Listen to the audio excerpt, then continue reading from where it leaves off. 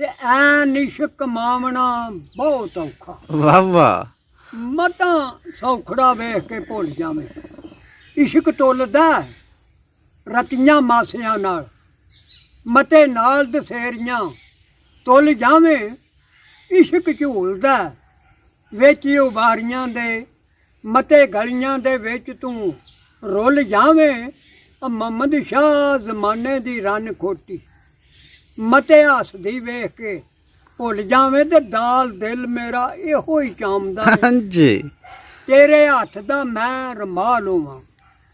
ਜਿਹੜੀ ਗਲੀ ਤੇਰਾ ਮਕਾਨ ਨੂੰ ਸੀ, ਉਸੇ ਗਲੀ ਦਾ ਹੀ ਪਹਿਰੇਦਾਰ ਹੋਵਾਂ। ਵਾਹ ਵਾਹ। ਸੋਹਣਾ ਮੁੱਖ ਤੇ ਜ਼ੁਲਫਾਂ ਕਾਲੀਆਂ ਨੀ, ਉਹਨਾਂ ਵਾਲਾਂ ਦੇ ਵਿੱਚ ਮੈਂ ਵਾਲ ਹੋਵਾਂ।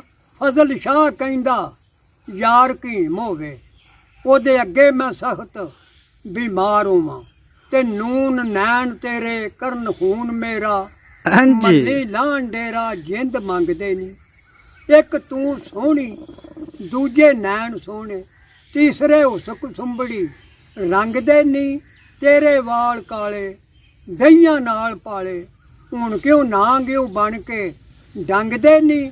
ਤੇ ਫਜ਼ਲ ਸ਼ਾਹ ਕਹਿੰਦਾ ਮੂੰਹ ਥੀ ਲਾ ਪੱਲੂ, ਆਸ਼ਕ ਹੋਰ ਤੇ ਕੁਛ ਨਾ ਮੰਗਦੇ ਨੀ। ਤੇ ਦਾਲ ਦਊਂ ਤਲਵਾਰਾਂ ਵਿੱਚ ਜਾਨ ਮੇਰੀ। ਵਾਹ ਵਾਹ। ਤਿਸੇ ਕੋਈ ਸਬਬ ਬਚਾ ਦਾ ਨਾ, ਜਿਤਨੇ ਜ਼ਖਮ ਜਦਾਈ ਦੇ ਵਿੱਚ ਸੀਨੇ, ਉਥੇ ਪਹੁੰਚਣਾ ਕੰਮ ਜਰਾ ਦਾ ਨਾ।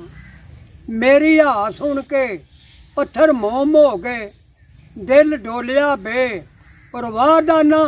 ਮੁਹੰਮਦ ਬੂਟਿਆ ਉਸ ਮਸ਼ੂਕ ਦਾ ਛੱਡ ਖਹਿੜਾ, ਜਿਹਦੇ ਦਿਲ ਵਿੱਚ ਹੀ ਖੌਫ ਖੁਦਾ ਦਾ ਨਾ। ਵਾਹ ਵਾਹ।